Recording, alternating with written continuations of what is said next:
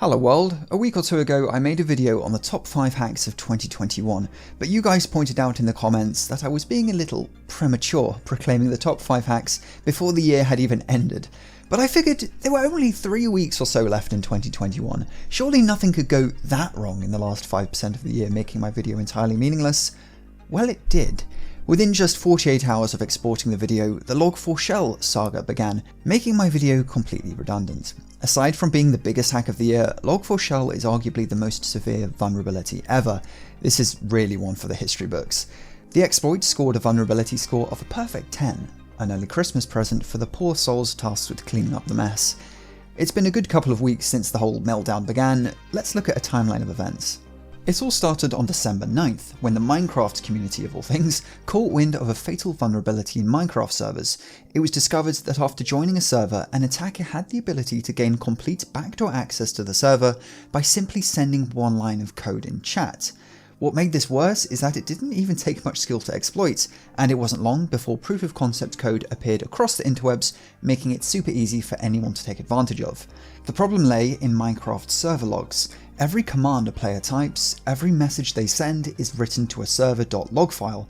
To put it into perspective, here's an almost 1 GB log file from a Minecraft server I ran almost a decade ago. Minecraft logs everything, and to do so it uses Log4J, a Java-based logging utility. It's a fairly boring bit of software to be honest, or at least it was, up until a couple of weeks ago. The problem was that Log4j was interpreting log messages as URLs. It would even download payloads and execute them with the same privileges as the main program. All an attacker had to do to exploit this was to send a malicious URL as input that was destined to end up in a log file, like a Minecraft chat message. If you want an in-depth technical explanation, I'll leave some links below, as there's already a ton of good videos covering it, and I don't think there's much point in reinventing the wheel. Initially, the vulnerability was thought to just affect Minecraft, but that wasn't quite the case. You see, Log4j has been around for 20 years or so.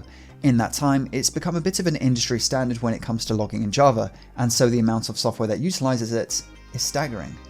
There's a public community-sourced repository of all software known to be affected by Log4Shell, and, well, hundreds of services are known to be impacted. Instead of asking the question of which organizations are affected, the better question is which organizations are not affected, simply because logging is everywhere. Log into a website with invalid credentials, that event could be logged, anything and everything could potentially be logged, and if the log somehow uses user inputted data, well then it's potentially exploitable with Log4Shell. Now for the fun, how has Log4Shell been used for evil? And to give you some context of the timeline we're working with here, the vulnerability, which itself has gone undiscovered since 2013, was initially discovered by Alibaba's cloud security team and privately disclosed to Apache, the organization that develops Log4j, on November 24th. But according to Cloudflare's CEO, before a patch could even be rolled out, it was already being exploited, but only in some limited cases. When a patch was rolled out on December 9th, all hell broke loose. Within hours, the internet was being mass scanned by miscreants looking for vulnerable infrastructure. Within 72 hours of the news going public, 830,000 attempted attacks had already been recorded by Check Point. Some of those attacks include, and I think the best way to do this is just to list off some of the most notable ones because otherwise we're going to be here quite literally all day.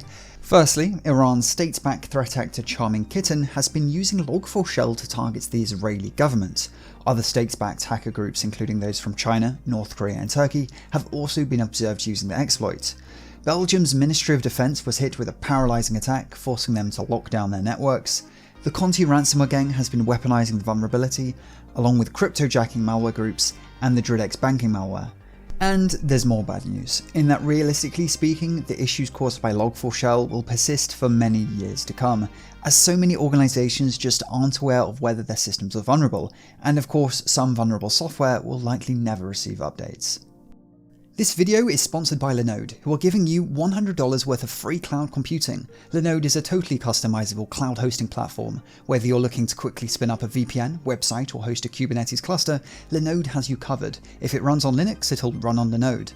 Linode just announced availability of their NVMe block storage, the first alternative cloud provider to officially support this state-of-the-art hardware at no extra cost to their customers. Linode's philosophy is to focus on providing all the tools a developer really needs at competitive prices. Use the link in the description now to claim your free $100. If you enjoy this kind of video, make sure to help me out by mutilating the like button for the YouTube AI, as well as turning on the sub notifications. If you want to see what goes on behind the scenes, make sure to follow me on the Instagrams. I'm at JohnT, I will of course link it in the description. And if you're looking for something to watch next, go check out my previous video on the crazy origins of ransomware. As always, sources will be linked in the video description. Stay tuned for more hacking videos, and have a good one.